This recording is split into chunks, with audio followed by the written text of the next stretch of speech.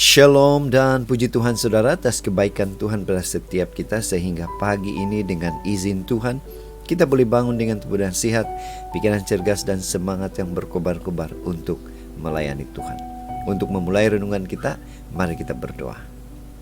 Bapa Syurgawi, terima kasih atas kebaikan-Mu karena bersama dengan kami sementara kami mendengar dan mempelajari firman Tuhan. Dalam nama Yesus kami berdoa. Amin. Saudara dan saudari yang dikasihi dalam Kristus, tajuk renungan kita pagi ini ialah kuatkan komitmen untuk mengenal Tuhan. Mengapa dan bagaimana kita boleh melakukan ini?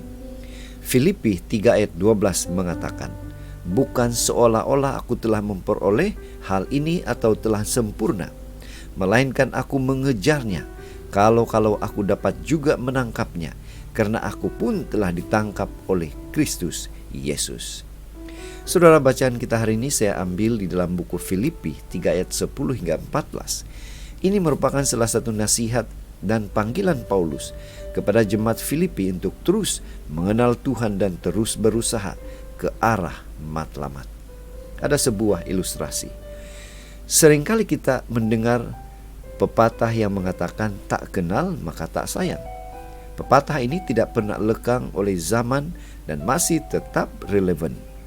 Pengenalan antara dua pribadi akan bertumbuh hanya jika keduanya berkomitmen untuk menjalin hubungan lebih dalam lagi.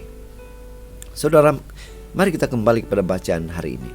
Komitmen Paulus yang besar untuk mengenal Tuhan kelihatan jelas dalam bacaan kita hari ini. Bukan sekadar pengenalan akan Tuhan, tetapi persekutuan yang sedemikian erat hingga memungkinkan Paulus untuk boleh hidup makin serupa dengan Kristus. Paulus telah berjumpa dengan Kristus secara pribadi, bahkan merintis banyak gereja sepanjang pelayanannya. Walaupun demikian, Paulus sadar bahwa dia masih perlu terus bertumbuh dalam pengenalan akan Tuhan. Dan dengan sengaja dia mengarahkan dirinya untuk itu. Komitmennya digambarkan dengan kata-kata seperti mengejar ayat 12 dan berlari-lari ayat 14. Sesuatu yang aktif dan bersemangat, yang terus maju secara bertahap, yang mengarah pada satu tujuan yang jelas. Paulus menyadari bahwa dia belum sempurna dalam pemahamannya, namun dia terus mengarahkan hidupnya untuk mengenal dan menyelaraskan diri dengan Tuhan, hingga memperoleh upah yang telah disediakan Tuhan untuknya. Yang menjadi persoalan, apa pengajaran untuk kita, aplikasi untuk kita? Berapa besar komitmen kita untuk mengenal Tuhan? Apakah kita mengejar, berlari-lari ke arahnya, atau kita tengah kehilangan semangat untuk mendekati Dia? Mari mengarahkan hati kita untuk semakin mengenal Tuhan. Pada saat kita menjaga komitmen ini, maka hati kita akan terus diselaraskan dengan hati Kristus. Keinginan dan kebiasaan lama yang berpusat pada diri sendiri digantikan oleh respon yang baru untuk memuliakan Tuhan. Itu sebabnya pada pagi ini, mari kita ingatkan diri kita bahwa kasih dan pelayanan kepada Tuhan bermula dari hati yang berkomitmen, dari hati yang diarahkan untuk mengenal Tuhan.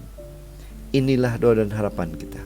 Mari kita bersyukur, mari kita berterima kasih pada Tuhan, karena bila mana kita datang pada Dia, Tuhan pasti akan memberikan kita kekuatan, kemampuan untuk terus mengarahkan hati kita untuk mengenal Tuhan.